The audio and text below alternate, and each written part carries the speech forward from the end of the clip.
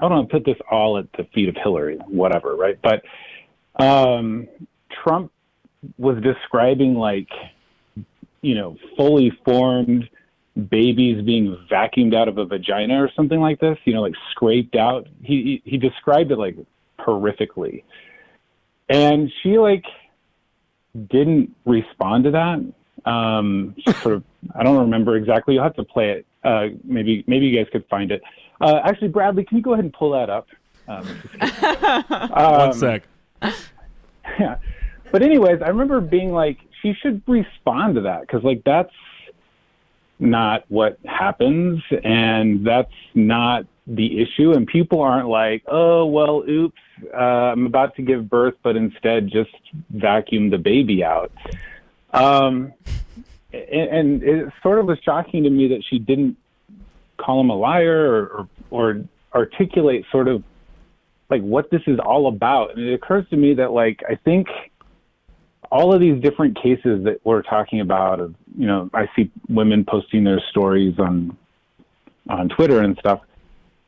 I drive by a Planned Parenthood every day and I see these pictures. And I think for a lot of people, they just think of it as the way that Trump look here. Let me explain. This is my theory about this. And Clinton in 2004 made a big push to sort of not be so strident about abortion. But think about when abortion was made legal in this country. It was 1973.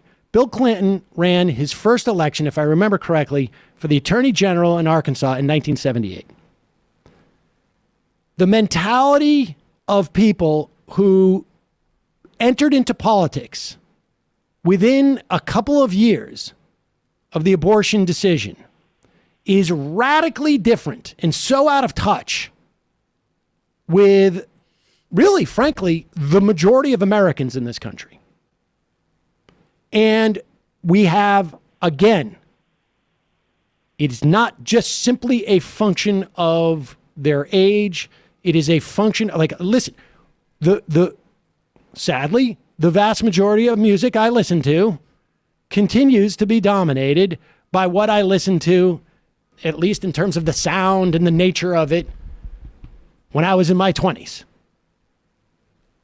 30 years later. In the 20s. Huh? In the 20s. Not in the 20s, in my 20s. And I think this is just like, this is the nature of it for most people. This is the nature of it for most people. And these people learn their lessons of politics at an age where they had a very different understanding about what abortion was. And they have been unable to get past that. That's the bottom line. There was a good clip I saw of Buttigieg, actually, because he was asked by Chris Wallace about it. And, I thought that his framing was pretty good. But anyways, I mean... Well, here, play this clip. Play this clip now. This is an opportune time to play this clip. This is from... she's State Senator Mallory McMorrow, the person who had that viral speech earlier. That she's outside the Michigan State. She had the viral speech about being called a groomer. Yeah, by her colleague.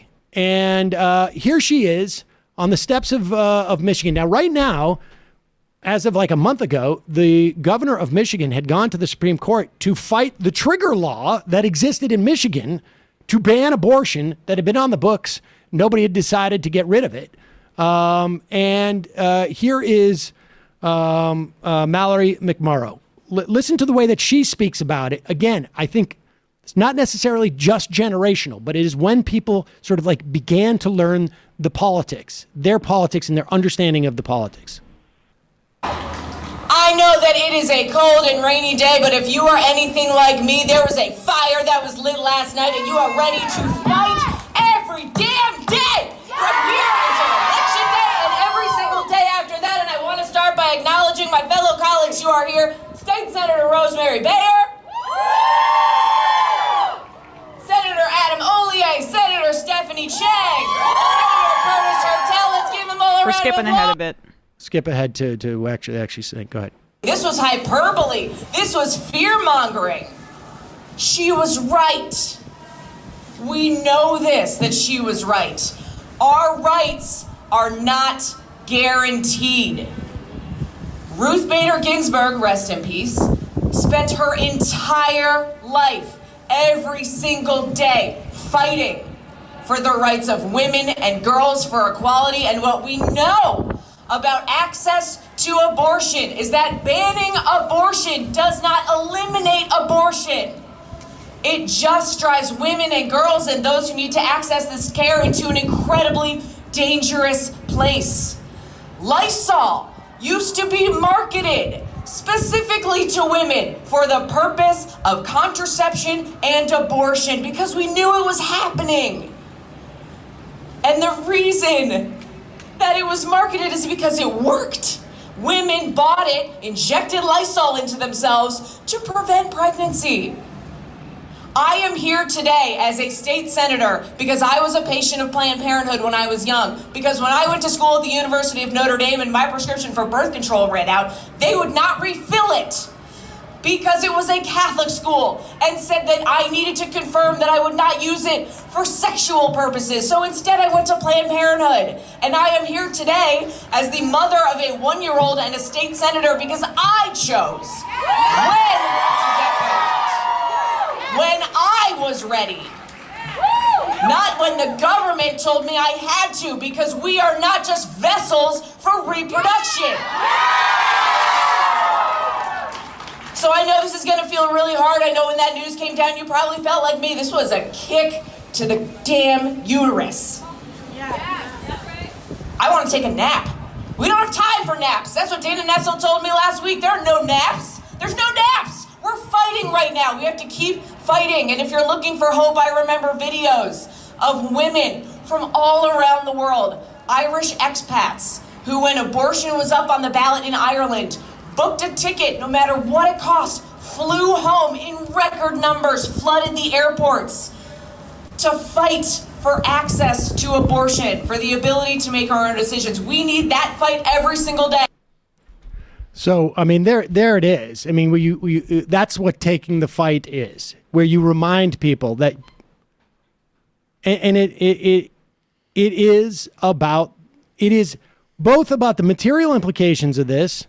You know, I noticed I think it was Vice had written on the anarchist website, they had given the recipe for home abortion chemical. I imagine Lysol is part of that. I was just trying to find some material on that. Not just about the material implications. It is also about the recognition of the right of women to make that decision. And you can't shy away from it. Yeah, I know. So my wife was diagnosed with cancer in November, and she wasn't pregnant, but could have been. We got all the working parts, and that would have been. I think what's complicated about it is, like, every state's going to end up being different, and there's going to be carve-outs, but some that apply and some that don't, and some are more aggressive or less aggressive. And so these women are going to have to get a lawyer to figure out how much treatment am I allowed to get, and how much is it going to affect this fetus that is, how far along am I? And it's crazy. And even if, and then you're looking at, I don't know. And to be clear, really, really you're upsetting. talking about what you just described is September of 2022. Because right, there is no doubt that there is a not just greater chance than zero. I think there's a greater chance than 50% that by the time we get to September 2025, federal ban. Federal ban.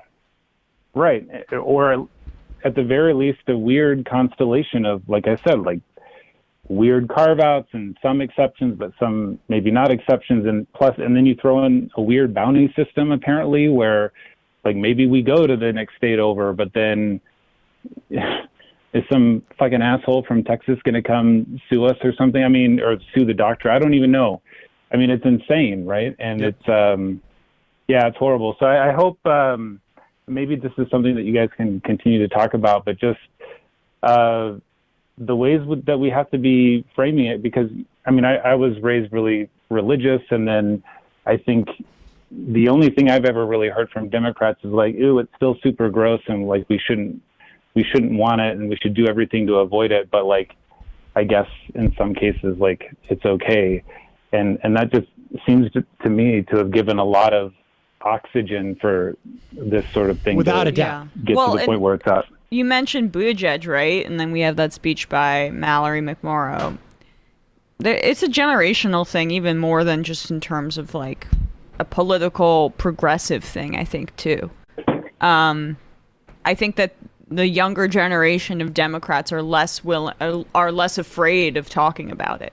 And that's right. I mean, you know, colonoscopies are also icky. You know, any type of surgery is icky as far as I'm concerned. I pass out at the sight of blood. No, not quite, but pretty close. But we don't talk about those things in that way. We don't say like, I don't know about appendicitis. But appreciate the call.